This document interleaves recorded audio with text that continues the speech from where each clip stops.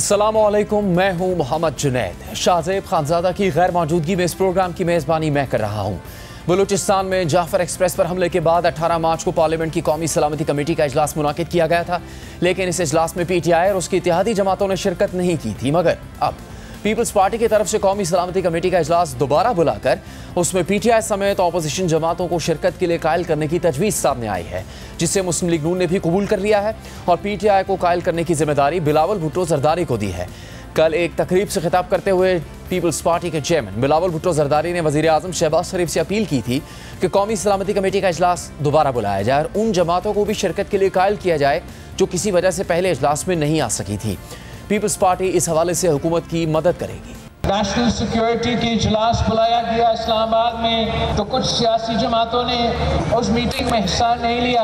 हम अपील करते हैं वज़ीर आज़म से कि वो फिर से 1 महीने के बाद सही तो एक बार फिर कोशिश करे कि इस किस्म का मीटिंग बुलाया जाए। वो सियासी जमातें जो किसी न किसी वजह से नहीं आ सके, हुकूमत को कोशिश करना चाहिए कि उनको कायल किया जाए। हमने वज़ीर आज़म शहबाज शरीफ साहब से कहा है कि इसमें जो भी किरदार पाकिस्तान पीपल्स पार्टी अदा कर सकती है, जो भी हमसे हो सकता है कि हम हुकूमत को मदद करें। इस पर आज जियो न्यूज़ के प्रोग्राम जियो पाकिस्तान में रद्दअमल देते हुए वज़ीर आज़म के मुशीर राना सनाउल्लाह ने कहा कि अगर बिलावल भुट्टो जरदारी तहरीक इंसाफ से इजलास में शिरकत की यकीन दहानी हासिल कर लें तो कौमी सलामती कमेटी का इजलास दोबारा बुलाने में कोई हर्ज नहीं है। बिलावल कोई पेशरफ्त कर लेते हैं तो हम उसे वेलकम करेंगे। जी, इसमें कोई हर्ज नहीं है। मैं बिलावल भुट्टो जरदारी साहब ने फरमाया कि PTI को दोबारा इस कोशिश में शामिल करने के लिए, ऑन बोर्ड करने के लिए जो है वो इजलास दोबारा बुलाया जाना चाहिए। तो मैं समझता हूँ कि अगर बिलावल भुट्टो जरदारी साहब में PTI से कोई यकीन दहानी या कोई कॉन्फ्रेंस उनकी ले लें कि वो शामिल होंगे तो दोबारा बुलाए जाने में कोई हर्ज नहीं है। बिलावल भुट्टो जरदारी साहब खुद हुकूमत हैं, हुकूमत कोई उनसे अलहदा तो नहीं है, और अगर उनका राब्ता हो जाता है PTI से और वो मुज़ाकरात की या उनके साथ मिल बैठने की कोशिश में कामयाब हो जाते हैं तो हम समझेंगे कि वो हमारी कामयाबी है। हम तो इसमें नहीं कामयाब हो सके। अगर बिलावल साहब इस बारे में कोई पेशरफ्त करें तो हम उसको वेलकम करेंगे, वज़ीर आज़म भी वेलकम करेंगे। इसके अलावा खुद तहरीक इंसाफ के अंदर भी अक्सरियती राय थी कि दहशतगर्दी के मसले पर PTI को कौमी सलामती कमेटी के इजलास में शिरकत करके अपना मौक़िफ़ पेश करना चाहिए, लेकिन फिर अचानक आखिरी वक्त पर इस अक्सरियती फैसले को तब्दील करके इजलास में शिरकत न करने का फैसला किया गया और पार्टी एक कन्फ्यूजन का शिकार नजर आई। बाद में खुद इमरान खान ने भी इजलास में शिरकत न करने के फैसले की तायद कर दी थी, लेकिन कल जियो न्यूज़ के प्रोग्राम कैपिटल टॉक में गुफ्तगू करते हुए PTI के सीनियर रहनुमा अली मोहम्मद खान ने कहा कि PTI को कौमी सलामती कमेटी के इजलास में शिरकत करनी चाहिए थी और अपोजिशन की ऑल पार्टीज कॉन्फ्रेंस में हुकूमती जमातों को भी आना चाहिए। आप हुकूमत के बुलाने पे नहीं गए सलामती कमेटी के इजलास में, तो ईद के बाद अगर आप APC बुला रहे हैं तो वो क्यों आएंगे आपकी पार्टी में? मेरे ख्याल में दोनों को जाना चाहिए था, हमें भी जाना चाहिए था और उनको भी आना चाहिए। मगर यह भी वाज़ेह रहे कि महमूद खान अचरजई की सरबराही में कायम अपोजिशन इत्तेहाद तहरीक तहफ़्फ़ुज़ आईन पाकिस्तान ने ईद के बाद बुलाई जाने वाली APC में हुकूमती जमातों को मदऊ न करने का ऐलान कर रखा है। ताहम अब बिलावल भुट्टो जरदारी की हालिया तजवीज़ और पेशकश से सियासी मंजरनामे में तब्दीली का इम्कान जाहिर किया जा रहा है। सबसे अहम सवाल यह है कि बिलावल भुट्टो PTI को कैसे कायल करेंगे और इमरान खान क्यों उनकी बात मानेंगे, जबकि खुद तहरीक इंसाफ ईद के बाद हुकूमत के खिलाफ तहरीक चलाने का इरादा भी रखती है।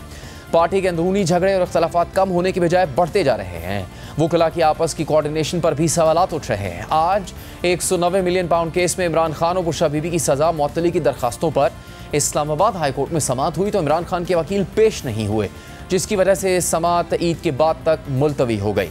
कायम मकाम chief justice Islamabad high court Sarfaraz Dogar और जस्टिस मोहम्मद आसिफ पर मुश्तमिल बेंच ने एतराज़ात के साथ समाअत शुरू की तो वकील शुएब शाहीन ने इस्तदा की कि मरकज़ी वकील सलमान सफदर अभी सुप्रीम कोर्ट से आ रहे हैं, अदालत आखिर में ये केस रख ले। इस पर कायम मकाम chief justice Islamabad high court Sarfaraz Dogar ने कहा कि ईद के बाद ये केस रख लेंगे। इसके बाद इमरान खान के वकील की अदम मौजूदगी पर अदालत ने केस की समाअत मुलतवी कर दी। समाअत के बाद इमरान खान की बहन अलीमा खान ने इस्लामाबाद हाई कोर्ट के कायम मकाम चीफ जस्टिस सरफराज डोगर पर तहफ़्फ़ुज़ात का इजहार करते हुए कहा कि उन्होंने सलमान सफदर का 1 मिनट भी इंतजार नहीं किया। उन्होंने केस ही नहीं सुना, 1 मिनट भी नहीं उन्होंने इंतजार किया सलमान सफदर के पहुंचने का।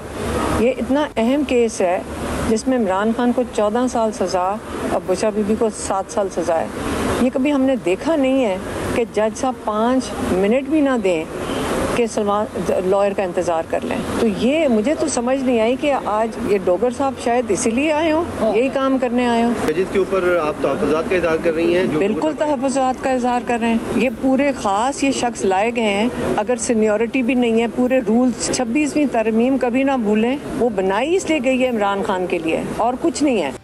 दूसरी तरफ अदालती हुक्म के बाद इमरान खान से मुलाकातों का सिलसिला तो बहाल हो गया, लेकिन इसके हवाले से आज एक नया तनाज़ा भी खड़ा हो गया।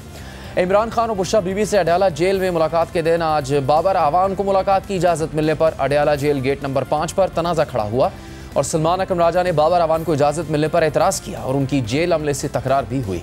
सलमान अकरम राजा ने जेल अमले से मुकालमा करते हुए कहा कि आप डिसिप्लिन कायम करें, बाबर आवान का नाम हमारी लिस्ट में शामिल नहीं है, आप बाबर आवान को अंदर क्यों लाए? उनकी गाड़ी भी जेल के गेट से अंदर मंगवा ली गई।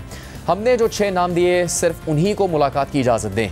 जेल के अमले ने मौक़िफ़ अपनाया कि हमने तमाम रहनुमाओं के नाम भिजवा दिए थे, जिनको इजाज़त मिली उनके नामों से आगाह कर दिया। सलमान अकरम राजा ने जेल अमले से कहा कि आप बाबर आवान का नाम लिस्ट से निकालें, वो नाम हमने नहीं दिया। अगर आप बाबर आवान को भेजेंगे तो मैं इसी जगह एहतजाज करूँगा, आप बाबर आवान को रोकेंगे तो हम मुलाकात के लिए जाएंगे। इमरान खान से मुलाकात के बाद सलमान अकरम राजा ने कहा कि जेल में कुछ मुलाकातें ऊपर से करवाई जा रही हैं।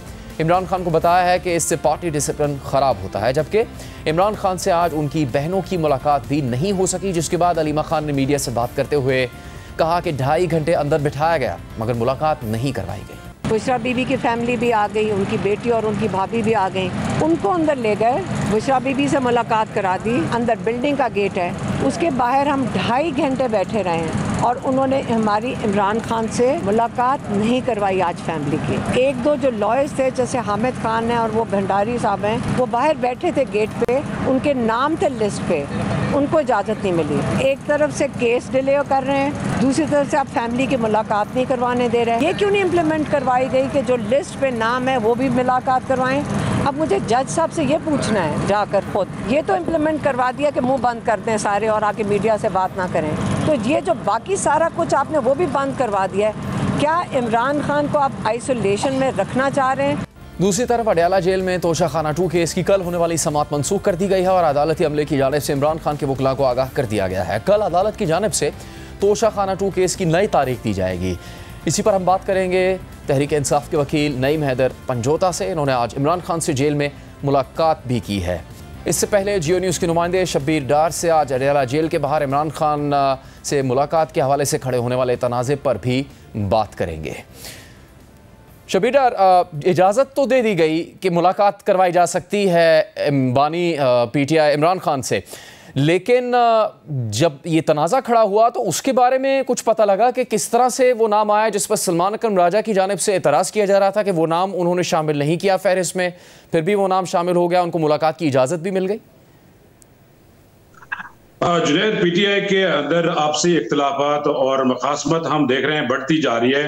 हर मुलाकात पर अडयाला जेल के गेट नंबर 5 पर हम देख रहे हैं कि हर मुलाकात पर कोई नया तनाज़ा सामने आता है। आपने देखा होगा अलीमा खान की आपसे कुछ दिन का पहले एक वीडियो वायरल हुई थी जिसमें उनकी वकला से तल्ख कलामी हुई थी।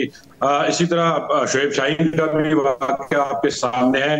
आज इस्लामाबाद हाईकोर्ट के लार्जर बेंच की जो अहकामात है उनकी रोशनी में आज पहली मुलाकात थी अडयाला जेल में और इमरान खान की बहनें अलीमा खान, नौरीन खान और उज़मा खान मुलाकात के लिए आए थे। इसी तरह बुशरा बीबी की बेटी और उनकी एक भाभी भी मुलाकात के लिए आई थी और जो सलमान अकरम राजा हैं, नियाजुल्लाह नियाजी है, दीगर वकला भी मुलाकात के लिए आए थे। अच्छा, बाबर आवान का जो नाम है वो फहरिस्त में नहीं था, लेकिन बाबर आवान इन सबसे पहले अडयाला जेल पहुंचे और उन्होंने गेट नंबर 5 पर अपना नाम लिखवाया जेल अमले के पास और उसके करीबन 15-20 मिनट बाद जो है सलमान अकरम राजा साहब भी पहुंचे और उन्होंने जेल अमले को अपनी फहरिस्त दी कि ये फहरिस्त है हमारी और ये इन लोगों ने आज मुलाकात करनी थी। तो उनको बताया गया कि बाबर आवान साहब भी आए हैं तो उन्होंने भी नाम लिखवाया। तो सलमान अकरम राजा ने बाबर आवान का नाम फहरिस्त से कटवाया उस वक्त और उन्होंने कहा कि मैं जो नाम दूंगा, मैं जो फहरिस्त दूंगा,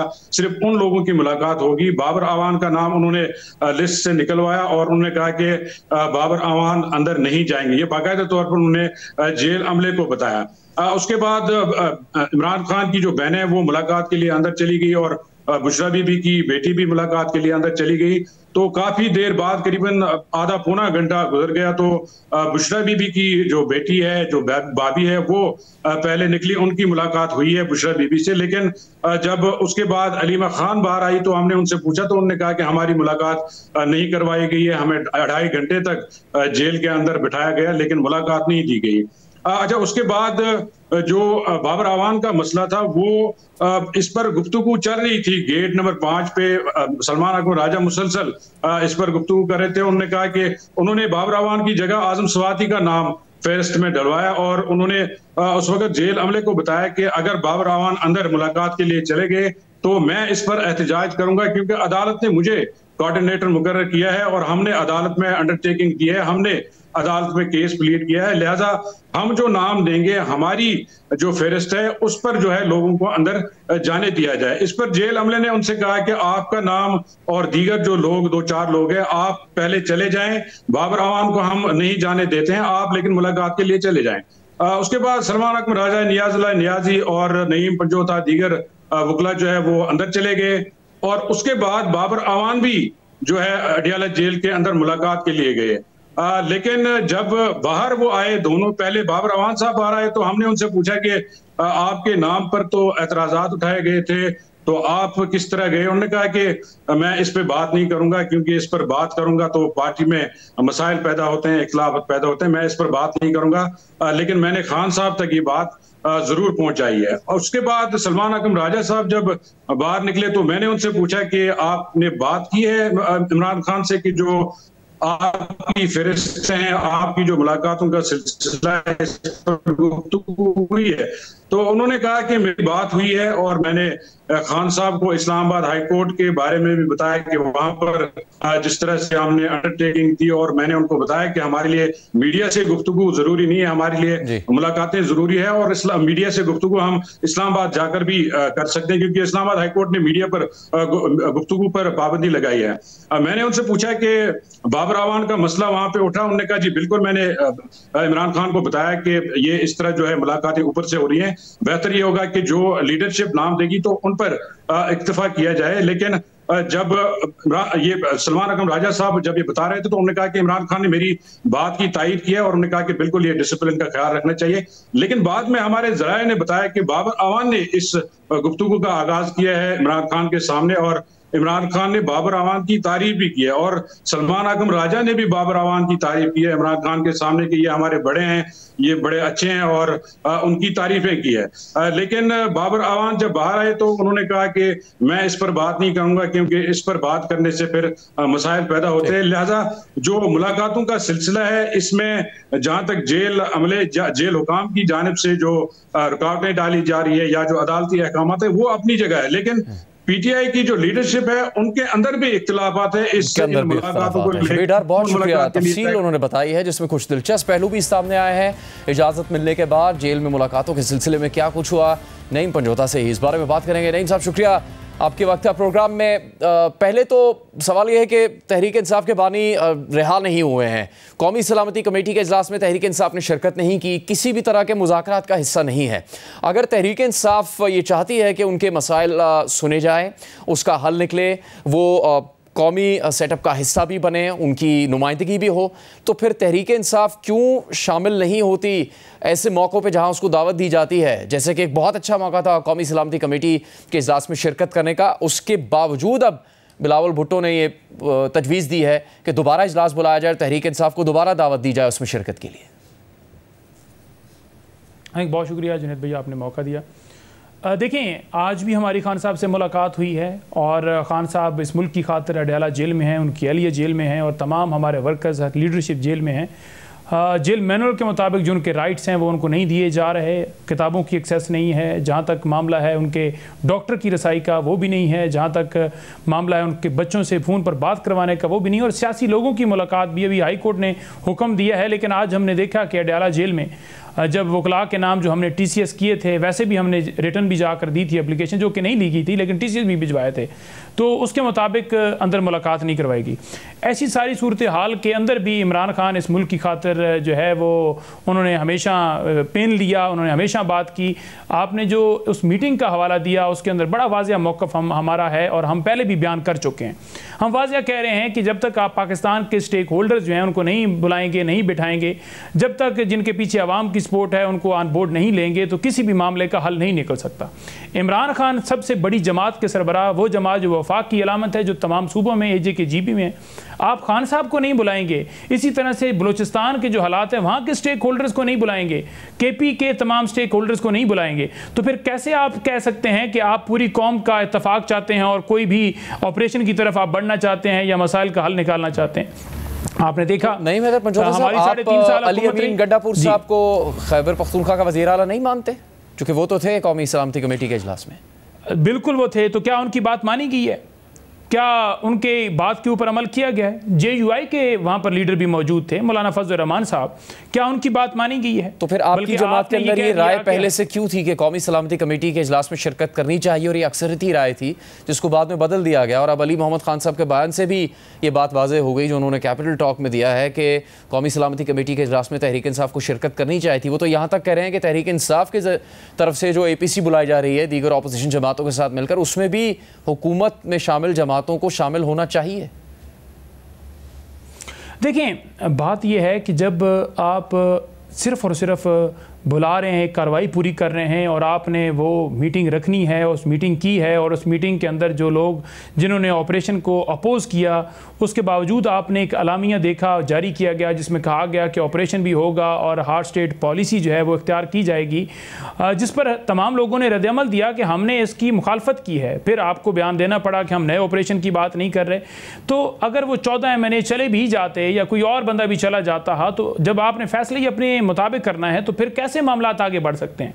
लेकिन जो अली मोहम्मद खान साहब ने बात की, देखें उनकी राय हो सकती है, उनकी राय अपनी, हर बंदे अपना मौक़िफ़ रखता है, लेकिन मैंने आपके सामने रखा कि जो हमने फ़ैसला लिया था कि हम उसके अंदर नहीं जाएंगे जब तक तमाम स्टेक होल्डर्स को, इमरान खान साहब को, देखें अगर कोई बंदा 302 के अंदर भी कैद है ना, उसे सज़ाए मौत भी हुई है, या कोई और किसी जुर्म के अंदर है, तो उसके वालिदैन फौत हो जाते हैं, या कोई और उसका करीबी रिश्तेदार भाई फौत हो जाता है, बहन फौत हो जाती है, तो पेरोल के ऊपर उसे लाया जाता है और वहाँ उस जनाजे के अंदर शिरकत के लिए इजाज़त दी जाती है, साथ एहलकार भी मौजूद होते हैं। यानी मुल्की सलामती का मामला है, और आप इतने इसके अंदर गैर संजीदा हैं कि सबसे बड़ी जमात जिसके पीछे कौम खड़ी है, इमरान खान के पीछे 90 से 94% लोग जो हैं ताज़ा सर्वे के मुताबिक उसके साथ हैं। तो आप अगर ये इतना संगीन है मामला, सिर्फ अपनी अना और जिद के अंदर। आज की मुलाकात में बात हुई कि बिलावल भुट्टो जरदारी साहब का बयान है, उन्होंने कहा कि तहरीक इंसाफ को शामिल करने के लिए कोशिश करनी चाहिए, जिस पर मुस्लिम लीग नून की जानिब से भी कह दिया गया कि बिलावल भुट्टो राब्ता कर लें तहरीक इंसाफ से, वो उनको मना लें। आपकी बात हुई इससे मुताल्लिक बानी PTI से? देखें, बिलावल जो हैं, क्या उनको पीछे से हदायत या उनको आशीर्वाद हासिल है कि आप ये इख्तियार रखते हैं? अगर तो वो उनको आशीर्वाद या इख्तियार है इसका, तो वाज़िया पहले दे दें, और अगर उनको इख्तियार है ही नहीं तो फिर कोई भी बात, क्योंकि एक तरफ तो हम उनके बयानात देखते हैं कि ये हुकूमत जो है ठीक नहीं चल रही, इसकी पॉलिसियाँ गलत हैं, मईशत ठीक नहीं है, फ़लाँ चीज़ नहीं है, क्योंकि जब उनको पावर के अंदर, यानी उनको वो जो चाहते हैं कि ठेके मिलें, वो उनको जो चाहते हैं कि उनके मुताबिक DC DPO लगें, या उनके मुताबिक उनके काम नहीं हो रहे, तरक्याती काम, फंड्स नहीं मिल रहे, तो फिर वो फ़ौरन एक नैरेटिव बनाते हैं। क्या उसी तरह का ये नैरेटिव है, ये बयान है, या कोई पीछे से आशीर्वाद है? तो इसका मतलब ये है कि जब तक बानी PTI रहा नहीं होंगे, तहरीक इंसाफ किसी अमल का हिस्सा नहीं बनेगी। देखें, बानी PTI हम ये कहते हैं पेरोल पे बुलाइए। अगर आप सेनेटर्स को, MNAs को बुलाते हैं, आप बलूचिस्तान के नुमाइंदों को क्यों नहीं बुला रहे? आप तो कहीं भी सीरियस नहीं है ना, आप चाहते ही नहीं है कि मुल्क के अंदर ये मसाइल हल हो, क्योंकि आपका फोकस सिर्फ तहरीक इंसाफ के ऊपर है। आप ये बात कह रहे हैं जब तहरीक इंसाफ के पूरे पंजाब, पूरे पाकिस्तान के अंदर, आप ये बात तब कह रहे हैं जब तहरीक इंसाफ के अंदर इस कदर ग्रुप बंदी है कि गुज़श्ता रोज़ जिस जज की जानिब से इजाज़त मिली है मुलाकातें बहाल करने पे, उसी पे ही आपकी पार्टी के अंदर से आज तनकीद की जा रही है। और एक ग्रुप की मुलाकात हो जाती है, एक ग्रुप की मुलाकात नहीं होती। एक ग्रुप दूसरे मुलाकात करने पर एतराज़ कर रहा है, दूसरा ग्रुप एक मुलाकात होने पर एतराज़ कर रहा है। वकील वहाँ मौजूद नहीं है अदालत में, उस पर समाअत मुलतवी हो जाती है, उस पर भी तनकीद जज साहिबान पर की जा रही है। तो तहरीक इंसाफ के अंदर भी कोई कम इख्तलाफात नहीं है? नहीं, देखिए ऐसी बात नहीं है कि कोई ग्रुप बने हुए हैं या ग्रुप्स जो हैं वो एक दूसरे को काटने पर लगे हुए हैं, फ़लाना ग्रुप जो है वो मिल रहा है, फ़लाना नहीं मिल रहा है, ऐसी बात नहीं है। जहाँ तक राय साहब की बात है तो राय साहब को इमरान खान साहब ने जो है वो अपना फोकल पर्सन कोऑर्डिनेटर लगाया हुआ है। राय साहब हैं, गौर साहब हैं, इंतज़ार पंजोत हैं, ये 3 कोऑर्डिनेटर मुकर्रर किए गए थे जेल के हवाले से, जिनकी बाकायदा तौर पर हमने नाम भी इस्लामाबाद हाई कोर्ट के अंदर दिए थे, जो कि कल का ऑर्डर भी आया जिसके अंदर अब उनका जिक्र आएगा आपके सामने जब तफसीली फैसला आएगा। तो उन्होंने नाम भेजने होते हैं, उसी तरीके से जाते हैं। खान साहब से भी नाम पहले लिए गए, लेकिन मसला ये था कि जब खान साहब नाम देते थे तो बाहर से नाम जो हैं जो भिजवाए जाते थे खान साहब की तरफ से, वो ऐसा उसके ऊपर अमल नहीं किया जाता था। तो अपनी मर्जी से ये नहीं कि लोगों को अंदर लेकर आ जाना, जिनको उन्होंने बुलाया नहीं है उनको अंदर लेकर आ जाना। नहीं साहब, आपसे इसलिए ये सवाल जरूरी बनता है चूंकि आप भी मुलाकात करने में शामिल थे। सलमान अकरम राजा साहब के मौक़िफ़ से लगता है कि बाबर अवान साहब का नाम और उनकी इमरान खान साहब से मुलाकात सलमान अकरम राजा या उनकी जो टीम है उसकी मर्ज़ी के बगैर हुई, वो ये तासुर दे रहे हैं। लेकिन अंदर से खबर ये आ रही है कि बानी चेयरमैन की मर्ज़ी से हुई है ये मुलाकात। और अभी शब्बीर डार साहब ने, जो जियो न्यूज़ के नुमाइंदे, उन्होंने बात करते हुए कहा कि अंदर जो गुफ्तगू हुई है उसमें सलमान अकरम राजा साहब ने भी बाबर अवान की अहमियत को तस्लीम किया और बानी PTI ने भी उनकी अहमियत और उनकी हैसियत को तस्लीम किया।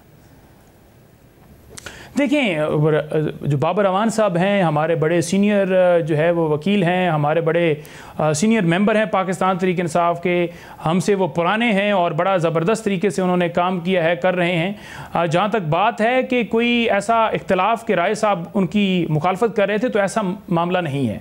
इस्लामाबाद हाई कोर्ट ने जो हुक्म दिया था उसके मुताबिक राजा साहब ने नाम भिजवाने थे, जो 6 नाम थे भिजवाए गए थे, उनमें बाबर अवान साहब का नाम नहीं था। तो यकीनन राय साहब ये चाह रहे थे कि जो नाम भिजवाए गए हैं उनके ऊपर जो है वो इम्प्लीमेंटेशन जो है वो की जाए। वो इस वजह से कि कल ये ना कहें कि आपने जो नाम भिजवाए थे आपने खुद ही उस रूल की वायलेशन कर दी है।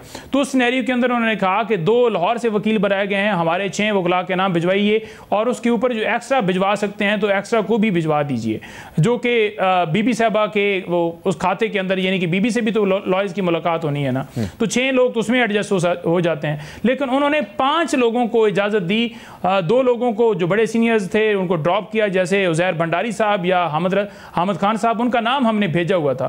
तो जब ये SOPs तय हुए हैं और लिस्ट के अंदर जो नाम मौजूद होंगे उनको आपने मिलवाना है, तो फिर मेरा ख्याल में ये कोई मामला वहां पर होता ही नहीं, क्योंकि ये मामला वहां पर क्रिएट। लेकिन देखें, क्या ये फैसला हुआ है आपकी जमात में कि महाजराई नहीं करनी, दर्जा हरारत कम करना है, सख्त बयानात नहीं देने, ऐसा कोई फैसला हुआ है या ऐसी कोई बात नहीं हुई पार्टी के अंदर?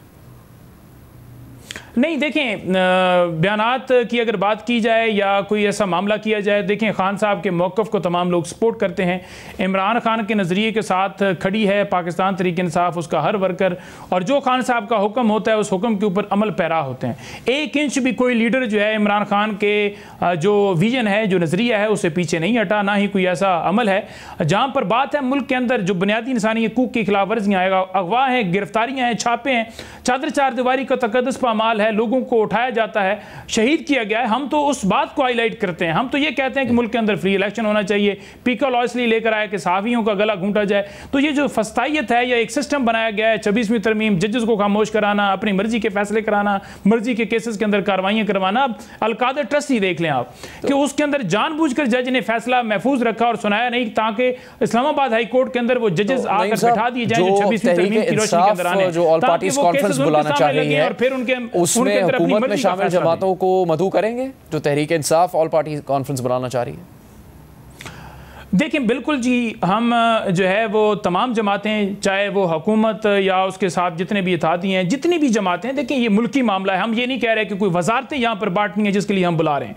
हम कह रहे हैं कि मुल्क के अंदर अमन की बात है, तो अमन की बात के लिए हम तमाम जमातों को, क्योंकि इनसे तो वो हुआ नहीं ना, इन्होंने तमाम स्टेक होल्डर्स, वहाँ पर हुकूमती फार्म 47 किया है बलूचिस्तान के अंदर, वहाँ आप कह रहे हैं जी आए जी वज़ीर आला बलूचिस्तान आए, भाई उसको मैंडेट ही नहीं अवाम ने दिया।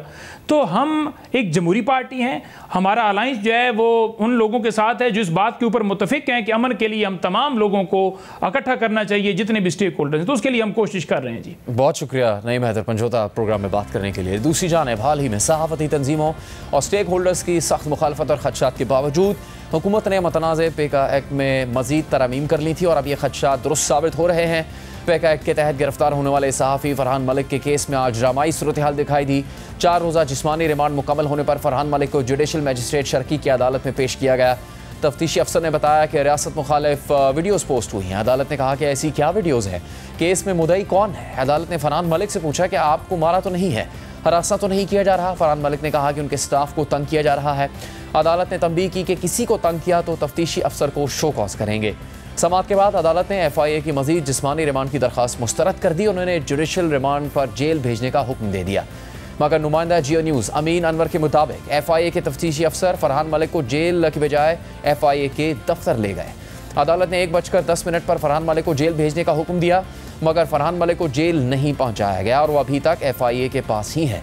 ये सवाल उठ रहा है कि वाज़े अदालती अहकामात के बावजूद फरहान मलिक को FIA ने क्यों अपनी तहवील में रखा हुआ है, मगर सिर्फ मीडिया से ताल्लुक़ रखने वाले अफराद के साथ ही नहीं बल्कि आम शहरियों के खिलाफ भी पेका एक्ट के बज़ाहिर गैर ज़रूरी इस्तेमाल के केसेस सामने आ रहे हैं।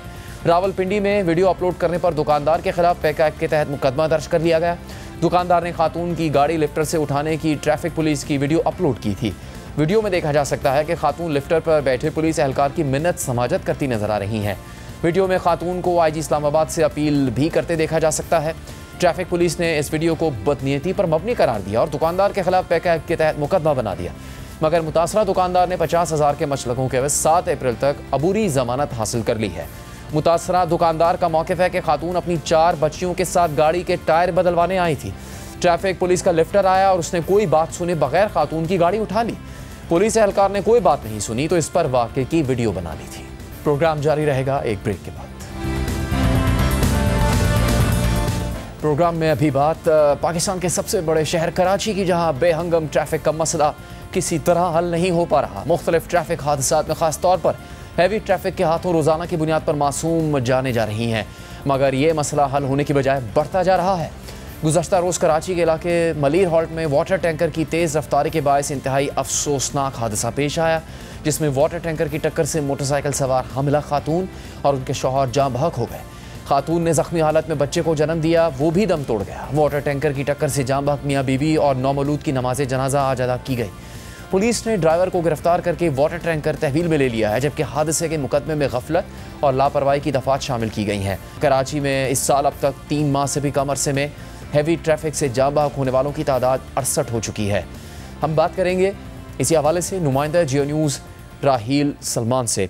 राहील, ये वाक़यात तो बढ़ते जा रहे हैं। बदकिस्मती से कराची में जहाँ बेहतरीन निज़ाम होना चाहिए नज़्म ज़ब्त का, वहाँ आधे से ज़्यादा शहरी तो ट्रैफिक सिग्नल्स पे नहीं रुकते, जो परवाह नहीं करते ट्रैफिक सिग्नल्स की। आधे लोग शायद इसलिए नहीं रुकते कि उनको इशारे पर लूटने के लिए कोई ना आ जाए। कुछ हकाइक पता लगे हैं कि हो क्या रहा है, ये किस तरह की हैवी ट्रैफिक है जो ट्रैफिक सिग्नल्स को नहीं देख सकती, अपने सामने आने वाले अवाम मोटरसाइकिल रिक्शा गाड़ी में उनको नहीं देख सकती और उनको रौंदते चले जा रहे हैं।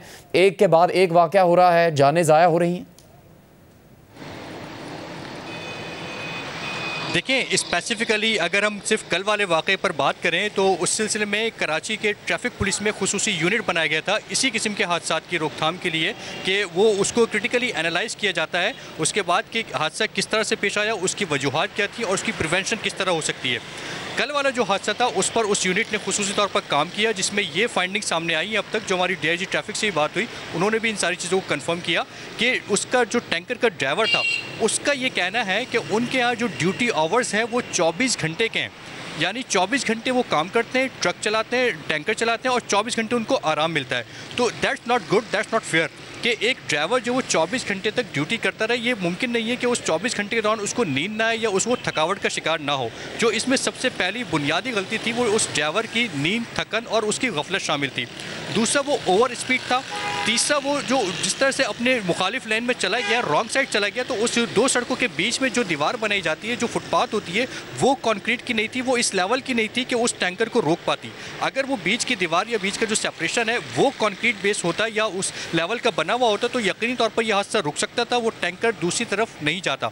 उसमें और भी मज़ीद चीज़ें सामने आई जो उस यूनिट ने इंस्पेक्शन करी, तो उसके मुताबिक जो टैंकर है उसमें जो फ्रंट उसका है उसमें हिफाजती शील्ड नहीं लगी हुई थी। अगर हिफाजती शील्ड होती तो यकीनी तौर पर मोटरसाइकिल सवार उससे बच सकते थे। एटलीस्ट वो टायरों के नीचे नहीं आते, उनको हिट तो वो ज़रूर होते लेकिन वो टायरों के नीचे जिस तरह से आके कुचले गए वो चीज़ नहीं होती। तो इस तरह से जो फाइंडिंग्स आई हैं इस स्पेसिफिक इस हादसे में, तो यकीनी तौर पर यह हादसा रुक सकता था। और जिस मकाम पर यह हादसा हुआ वहाँ पर ना ही कोई स्पीड लिमिट के बोर्ड लगे हुए और ना ही किसी और किस्म के ट्रैफिक के साइन लगे हुए। तो ये वो सारी चीज़ें राहिल, जो मुतासरा खानदान है, जो मियाँ बीवी जाँ भाग हुए हैं, नौमौलूद बच्चा भी जाँ भाग हो गया, वो खातून हामिला थी, इस कदर ये दर्दनाक वाक़या है। इस वाक़े के बाद कोई हुकूमती ज़िम्मेदार, कोई इंतज़ामिया का नुमाइंदा उस ख़ानदान के घर गया, उनकी कोई दादरसी करने की कोशिश की गई, उनके लिए किसी किस्म की इमदाद का ऐलान किया गया है?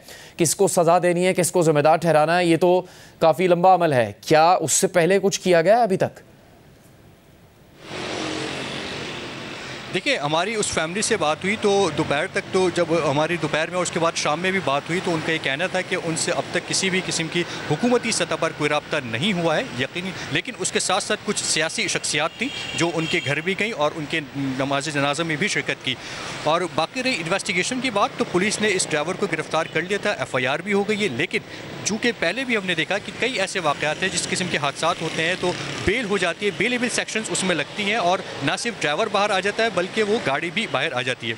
इस सिलसिले में हमारी तफसीली बात हुई DIG ट्रैफिक्स, तो बताते हैं कि अब चूँकि जिस तरह से ये चीज़ें सामने आती चली जा रही हैं, डिस्कस हो रही हैं और फिर इस पर कल एक इंपॉर्टेंट मीटिंग भी कॉल की गई है, तो इसमें अब लेजिस्लेशन की तरफ जा रहे हैं कि जो हैवी ट्रैफिक्स हैं उनके हादसा या उनके जो जिम्मेदार हज़रात होते हैं, जो ड्राइवर हज़रात होते हैं, तो उनके खिलाफ जो है कानून साजी की जाए कि किसी तरह से ये उनको कम से कम सज़ा का खौफ हो, कुछ सज़ा बढ़ सके। और इसके अलावा एक और प्रोजेक्ट स्टार्ट किया गया था कि जो हैवी ट्रैफिक है, ख़ुसूसी तौर पर डंपर और वाटर टैंकर, उनके जो केबिन है उनके अंदर CCTV कैमराज इंस्टॉलेशन जारी है और अब तक जो है 500 से 550 डंपर्स में वो लगाए जा चुके हैं। जबकि इसके साथ साथ अभी उसको ग्रेजुअली पब्लिक ट्रांसपोर्ट में भी लाया जाएगा ताकि हादसात की जो है वो भी मालूम हो सके कि अंदर ड्राइवर जो है उसको ये खौफ रहे कि उसकी भी मॉनिटरिंग की जा रही है। जबकि इसके साथ साथ जो हैवी ट्रैफिक है उसमें ट्रैकर भी लगाए जा रहे हैं। DIG का ये कहना था कि इन तमाम चीज़ों के लिए कल एक इंपॉर्टेंट मीटिंग भी रखी गई है जिसमें तमाम स्टेक होल्डर शरीक होंगे और जब ये CCTV कैमरे और ट्रैकर का काम कंप्लीट हो जाएगा तो बहुत उम्मीद है यकीनी तौर पर हादसात में जो वो कमी की उम्मीद की जा रही है। जी राहिल सलमान, आपका बहुत शुक्रिया। कराची में ये बड़े हादसात रुक नहीं पा रहे, जिम्मेदारी लेने के लिए कोई तैयार नहीं है।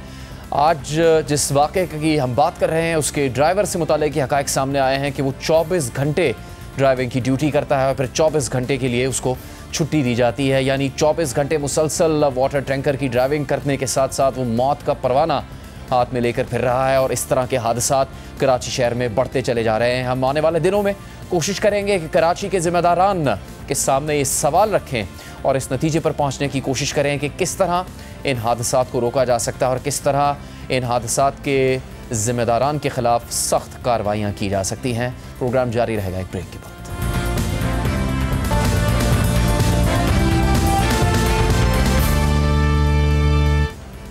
प्रोग्राम में एक बार फिर खुशामदीद। दूसरी बार अमेरिका का इक़्तिदार संभालने और पे दर पे सख्त इक़दामात से दुनिया को हिलाने वाले अमेरिकी सदर ट्रंप और उनकी नई इंतज़ामिया सिर्फ 2 माह के अंदर ही एक नए और बड़े तनाज़े का शिकार हो गई है। पीर को सीनियर अमेरिकी सहाफ़ी और दी एटलांटिक मैगज़ीन के editor in chief Jeffrey Goldberg ने एक आर्टिकल में इंकशाफ किया कि ट्रंप इंतज़ामिया के कुछ अहम तरीन ओहदेदारों ने उन्हें सोशल मीडिया ऐप सिग्नल के एक अहम हुकूमती ग्रुप में गलती से ऐड करके 15 मार्च को यमन में हौसी बागियों के ठिकानों पर अमरीकी फ़ज़ाई हमलों से चंद घंटे पहले अहम फ़ौजी तफसीलात फराहम की थी, जिसकी खुद वाइट हाउस ने भी तस्दीक कर दी है।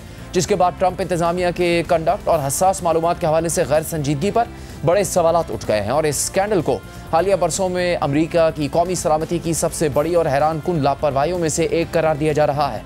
अमरीकी सेनेट में भी आज होने वाली इंटेलिजेंस कमेटी की समाअत में अमरीका की नेशनल इंटेलिजेंस की सरबराह तुलसी गैबार्ड और CIA चीफ जॉन रेडक्लिफ से इस मामले पर सख्त सवालात भी हुए हैं।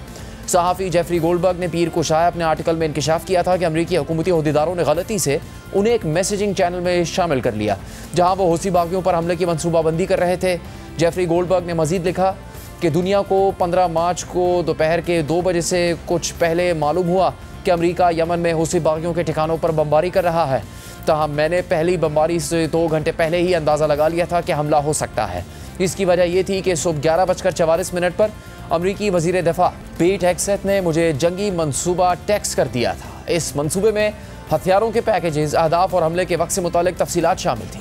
फिर आगे जेफरी गोल्डबर्ग ने मजीद कहा कि 11 मार्च को उन्हें माइकल वॉल्ट्स नामी शख्स से खुफिया मैसेजिंग सर्विस सिग्नल से कनेक्शन की दरख्वास्त मौसूल हुई। वाज़ेह रहे कि माइकल वॉल्ट्स, जो माइक वॉल्ट्स के नाम से भी जाने जाते हैं और इस वक्त अमेरिका की कौमी सलामती के मुशीर है, जेफरी गोल्डबर्ग के मुताबिक इब्तिदा में उन्हें लगा कि ये माइक वॉल्ट्स नहीं है बल्कि कोई शख्स ये नाम इस्तेमाल करके उनसे कोई इन्फॉर्मेशन निकालने की कोशिश कर रहा है। लेकिन वो क्योंकि माइक वॉल्ट्स से पहले भी मिल चुके थे तो ये उनके लिए ज़्यादा हैरानकुन नहीं था कि वो उनसे रबता कर रहे थे। ताहम फिर भी उन्होंने इसे कदरे गैर मामूली ज़रूर समझा, ख़ास तौर पर इस तनाजुर में कि ट्रंप इंतज़ामिया के सहाफ़ियों के साथ ताल्लुकात कशीदा रहे हैं और ख़ुद ट्रंप वक्तन फ़वक्तन उन पर तनकीद करते रहे हैं।